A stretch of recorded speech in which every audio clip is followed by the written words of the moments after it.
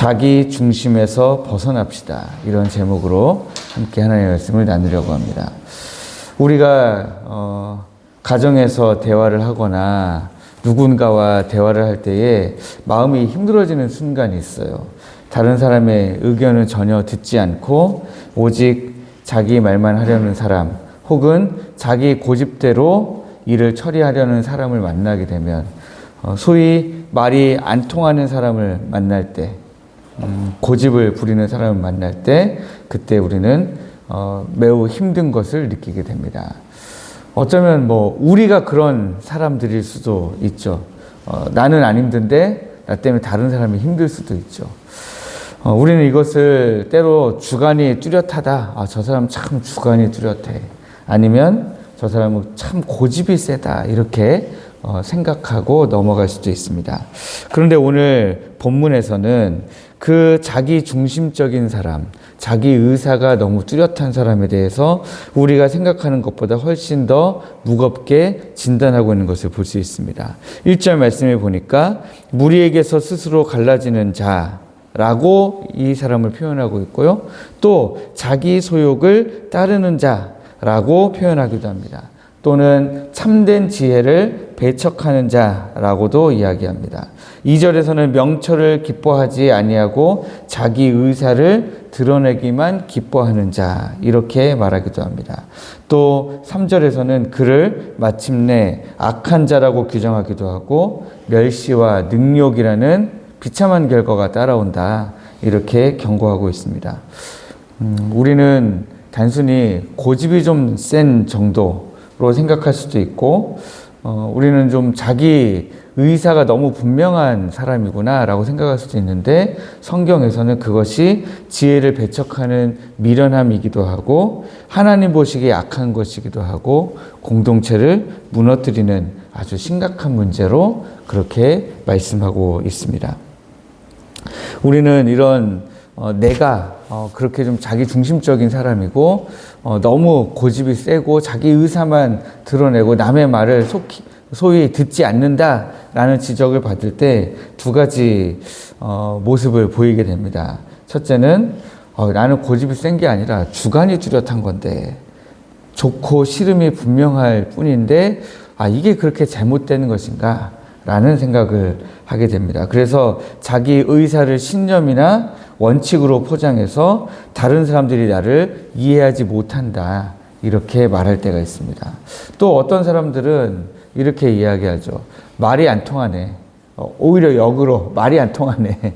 그래서 차라리 나 혼자 하는 게 낫겠다, 이렇게 생각하는 그런 사람들도 우리가 볼 수가 있습니다. 그래서 신앙생활은 나 혼자 잘하면 되지 라고 쉽게 그냥 생각하고 넘어가는 분들도 있다라는 거예요. 그런데 그 동기에 대해서, 그렇게 반응하는 동기에 대해서 성경이 지금 몇 가지를 이야기합니다.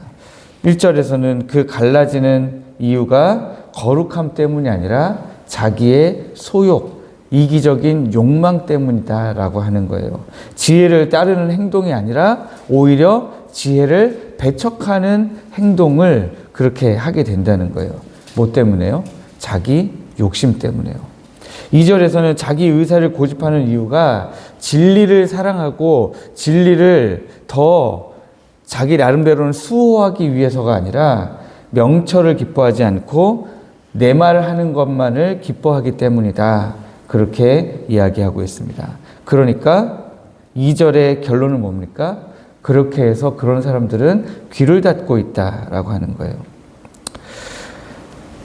왜 성경은 이렇게 자기 중심적인 것, 자기 의사를 드러내는 것을 기뻐하는 것을 이렇게까지 악하다라고 이야기하고 있는가?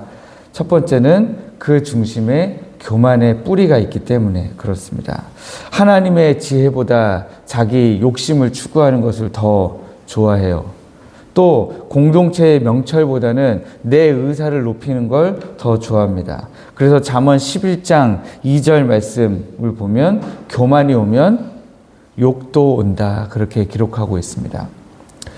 그래서 3절 말씀에 멸시와 능욕은 이 자기 중심적으로 행동했을 때에 필연적으로 따라오는 결과인 것이죠. 그리고 이 자기 중심성을 성경이 미워하는 이유는 이 자기 중심적인 모습이 결국에는 공동체를 파괴하고 깎아먹기 때문에 그렇습니다. 그래서 1절 말씀에 보면 스스로 갈라지는 자는 그랬잖아요. 근데 이 갈라지는 자가 어떤 자예요? 결국에는 자기 의사를 드러내기를 기뻐하는 자라는 거예요. 그러니까 그런 사람은 필연적으로 어떻게 된다는 거예요? 갈라진다는 겁니다. 네. 공동체를 계속해서 파괴하고 갈라져 나가도록 그렇게 만드는 모습이 있기 때문에 성경이 이것을 매우 미워하고 있다라는 거예요. 그래서 히브리서 10장 25절 말씀은 모이기를 패하는 어떤 사람들의 습관과 같이 하지 말라 그렇게 기록하고 있습니다. 이런 비슷한 모습이 성경에 나타나 있는 사람으로 저는 롯이 생각나더라고요. 롯은 어땠어요? 자기 삼촌 아브라함이 야, 우리가 이제 양과 소가 많아서 같이 거할 수가 없으니 너가 먼저 땅을 택해라. 너가 우하면 내가 좌하고 너가 좌하면 내가 우하리라 했을 때에 롯은 아브라함의 의견을 전혀 묻지 않았습니다. 아브라함의 조언을 구하지 않았어요. 그냥 눈을 들어서 요단 동편을 바라본 즉 어땠습니까? 물이 풍부하여 여호와의 동산 같은 거죠. 그러니까 어떻게 해요? 그냥 자기 눈에 좋아 보이는 땅을 먼저 그냥 냉큼 선택해서 갈라져 나갔죠. 갈라져 나간 그 결과는 어떻게 됐습니까?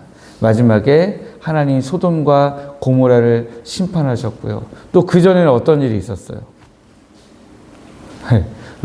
롯이 살고 있는 성이 공격받아서 사람들이 막 다 끌려갈 때에 또 아브라함이 가가지고 살려내줬잖아요.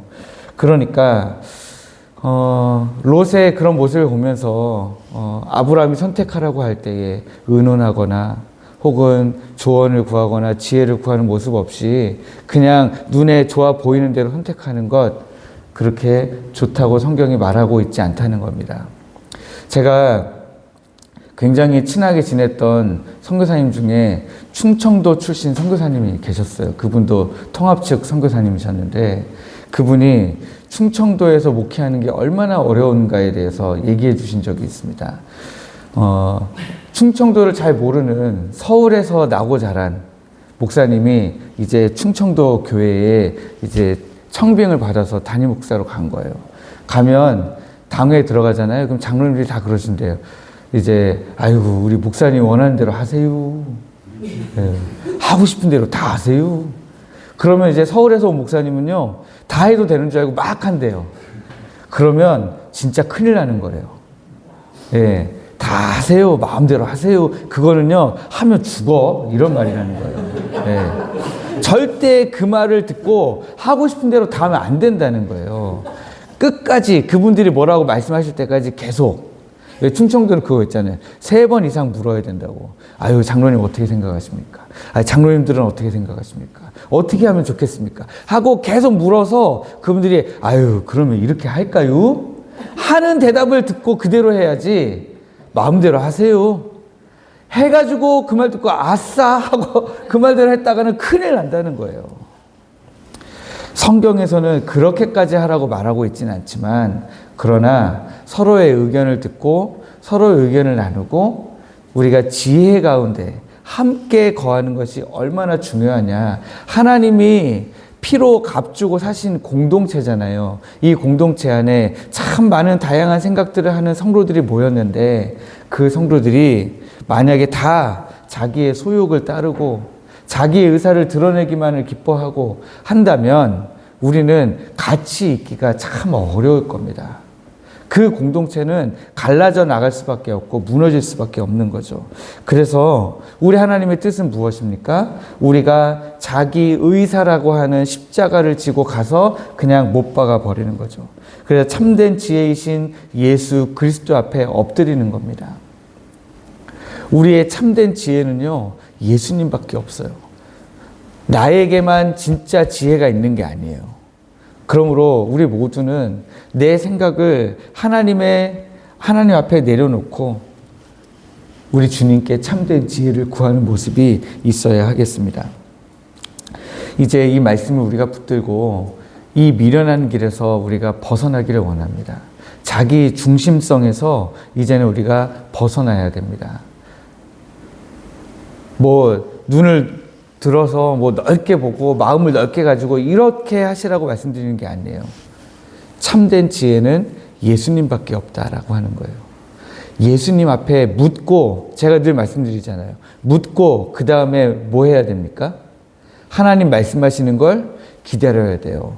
하나님 때로는 되게 급하게 말씀하기도 하시지만 대체로 제가 봤을 때는 좀 늦게 대답하세요. 약간 좀 충청도도 아니신데 뭐가 좀 늦어요.